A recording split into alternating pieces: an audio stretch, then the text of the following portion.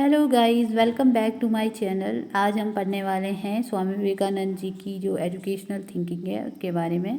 तो Swami Vivekananda ji human making education की जो फिलॉसफी है उसमें विश्वास करते हैं। उनका कहना है कि एजुकेशन जो कि मैन में पहले से चीज़ें होती हैं उसका परफेक्शन करती है, और उनके अकॉर्डिंग विद्या वही है जो मुक्ति प्रदान करे। किससे लिबरेट करे? One from negative thought, tendency, ignorance about one's real life और सेल्फ। तो एजुकेशन वो है जो कि हमें क्या करती है, बुरे विचारों से, बुरी प्रवृत्तियों से, और हम अपने से जो इग्नोरेंस करते हैं ना, हम हमेशा कहते रहते हैं कि हम अच्छे नहीं हैं, दूसरा अच्छा है, ये तो उस चीज़ों से मुक्ति प्रदान करती है। वो विद्या को सिर्फ विद्या नहीं बल्कि आत्मविद्या कह के संबोधित करने को ही संपूर्णता मानते हैं। तो विवेकानंद जी जो हैं ऐसे कोई एजुकेशनल फिलोसफर नहीं थे, लेकिन उन्होंने बहुत अच्छी अच्छी बातें कही हैं जिनकी बहुत डीप फिलोसफिकल वैल्यू हैं, और वो एजुकेशन में हेल्प भी कर सकते हैं, एजुकेशन सिस्टम में। और उनका कहना है कि एजुकेशन ऐसी हो जो कि पूर्ण आदमी का यानी कि टोटल मैन का डेवलपमेंट करे, ना कि सिर्फ एक ऐसे आदमी का जिसके अंदर मांस और खून हो यानी कि फ्लैश एंड ब्लड हो, बल्कि ऐसा आदमी जिसके पास स्पिरिट भी हो मांस होने के साथ साथ। ठीक है, ऑब्वियसली ह्यूमन होगा तो फ्लैश से ही बना होगा, तो उसके अंदर फ्लैश का तो वो होना ही चाहिए जैसे ह्यूमन है, उसके साथ साथ उसके अंदर आत्मा हो, और आत्मा होने का मतलब ये है कि वो एक अच्छा इंसान हो। ह्यूमन मेकिंग एजुकेशन मतलब जिसके अंदर ह्यूमैनिटी हो। Philosophical basis of Vivekananda's educational thought, इनकी फिलोसफिकल बेसिस क्या हैं जो भी विवेकानंद जी ने एजुकेशनल थॉट दिए हैं। तो वो नेचुरलिस्टिक भी इनका एक व्यू पॉइंट रहता है कि नेचुरलिज्म से उन्होंने सारी जो फिलॉसफी रही हैं वाद रहे हैं, जैसे नेचुरलिज्म हो गया, आइडियलिज्म हो गया, प्रैग्मेटिज्म हो गया, उन सभी से उन्होंने अपनी फिलॉसफी को लिया है, एजुकेशनल फिलॉसफी को। वो कहते हैं कि नेचुरलिस्ट पॉइंट ऑफ व्यू से हम देखें तो वो कहते हैं कि जो रियल एजुकेशन है वो केवल नेचर में रह करके ही, नेचर के द्वारा ही की दी जा सकती है। नेचर ही एक रियल एजुकेशन को प्रोपिगेट कर सकता है।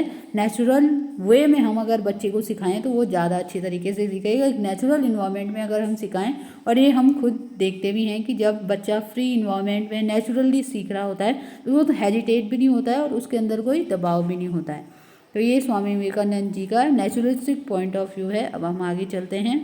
तो आइडियलिस्ट व्यू पॉइंट को अगर हम देखें तो आइडियलिज्म की तरफ से यानी कि उस फिलॉसफी से ये कहते हैं कि the aim of education is to develop the child with moral and spiritual qualities.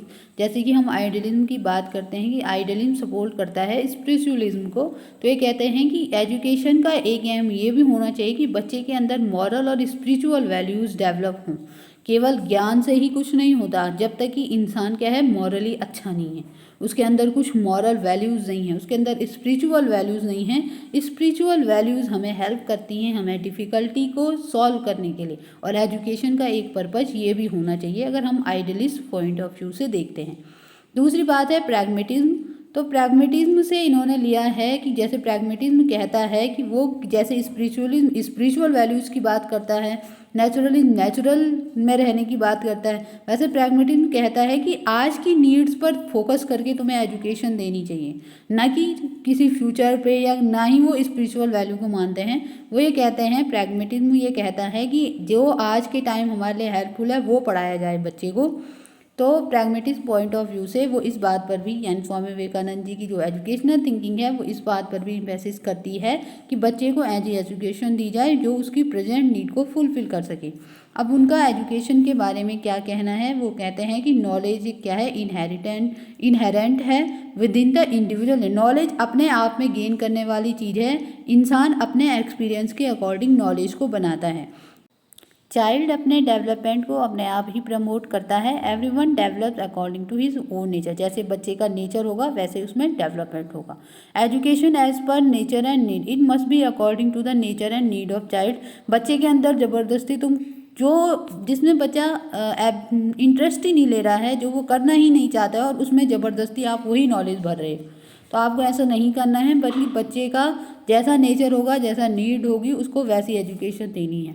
अब हम बात करते हैं एम ऑफ एजुकेशन की। तो सबसे पहले जो अल्टीमेट एम है स्वामी विवेकानंद जी के अकॉर्डिंग एजुकेशन का, वो है मैन मेकिंग। ये हमने पहले भी बात की है कि वो एक इंसान का निर्माण करें, ना कि किसी मशीन का। और इंसान का निर्माण करे तो इंसान ज्ञान के साथ साथ मनुष्य के अंदर जो है और वैल्यूज़ भी होनी चाहिए, मनुष्य के अंदर भावात्मक विकास भी होना चाहिए, उसका चारित्रिक विकास भी होना चाहिए। एक ऑलराउंड जो डेवलपमेंट पर्सनैलिटी वाला जो मनुष्य होता है वैसा निर्माण एजुकेशन को करना है, यही एजुकेशन का अल्टीमेट एम है। नेक्स्ट थिंग आती है सेल्फ रियलाइजेशन की, कि ये एजुकेशन को सेल्फ रियलाइजेशन की जो पावर है वो भी स्टूडेंट के अंदर डेवलप करनी होती है। कैरेक्टर फॉर्मेशन, मनुष्य का चारित्रिक निर्माण, personality development, service of Mankind, यानी कि हर किसी मनुष्य में भगवान के दर्शन करना, उसको भगवान मानकर सर्व करना। अगर कोई बीमार है तो उसमें भी भगवान है, अगर कोई गरीब है उसमें भी भगवान है, किसी कष्ट में है उसमें भी भगवान है, सभी में भगवान है, तो आप उसकी सेवा कीजिए।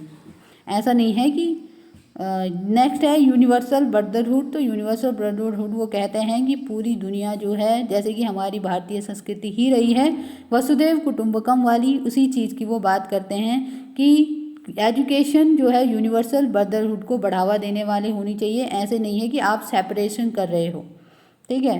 सेल्फ सफिशेंसी की हम बात करते हैं कि एजुकेशन केवल ये नहीं है कि आप बड़े बड़े प्रिंसिपल, सिद्धांत, ज्ञान उनके अंदर भर दो लेकिन वो उसका यूज़ ही नहीं कर रहे हैं, तो केवल नॉलेज रख के भी कोई फ़ायदा नहीं है, उसको तुम्हें प्रैक्टिकली करना भी है।